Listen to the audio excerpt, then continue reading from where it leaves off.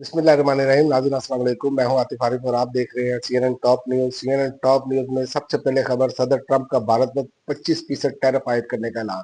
नए टैरिफ का इतलाक 1 अगस्त को होगा। अगर इंडिया ने टैरिफ अदा न किया तो भारी जुर्माना भी अदा करना होगा। अमरीकी सदर की तंबीह।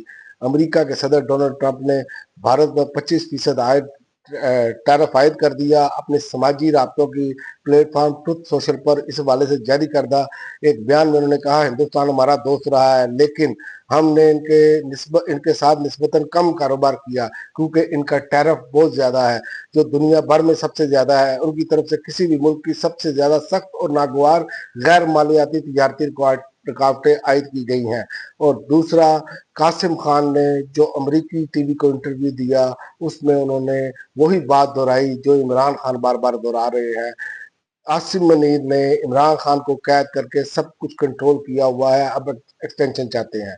उन्होंने कहा, कासिम खान ने, मैं ना तो सियासतदान हूँ ना ही सियासत में आना चाहता हूँ, सिर्फ ये चाहता हूँ कि मेरे वालिद जेल से बाहर आए।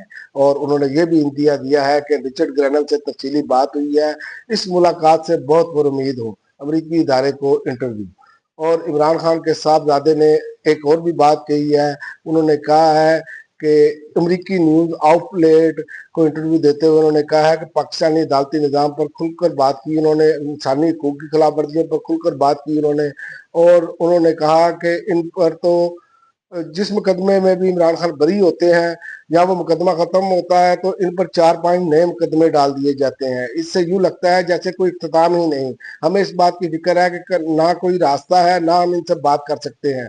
तकरीबन 4 माह पहले हमने एक इंटरव्यू दिया था जिसमें इंसानी हकूक की खिलाफ वर्जियों पर बात की थी। इससे पहले के कुछ लम्हात बहुत तकलीफ दे थे। इमरान खान के बेटों को आने से क्यों रोके गए, ख्वाजा असद ने कह दिया। उन्होंने कहा, पीटीआई को 9 मई या 26 नवंबर बर्पा करने की इजाजत नहीं दी जाएगी, ख्वाजा असद।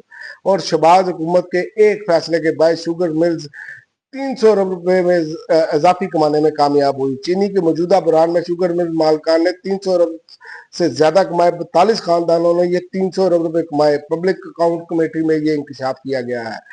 और 9 मई मुकदमात में फेयर ट्रायल बुनियादी हकूक पमाल हो रहे हैं। शिबली फराज ने चीफ जस्टिस जय अफरीदी को खत लिख दिया और तफजात का इजहार कर दिया। कानून की बालादस्ती के बगैर इंसाफ मुमकिन नहीं। आइन के आर्टिकल 10A की खिलाफ वर्जी नाकाबिल कबूल है।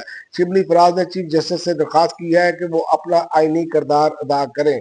और बैन अवी खबरों में, रूस में 8.8 शिद्दत का जल्जला, अमरीका में सुनामी, रेस्क्यू इदारों को अलर्ट कर दिया गया।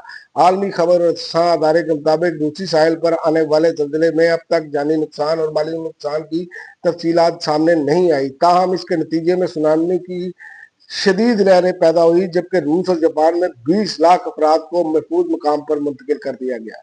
अब तक के लिए नाज़रीन इतना ही। अगले बुलेटिन तक इजाजत दे।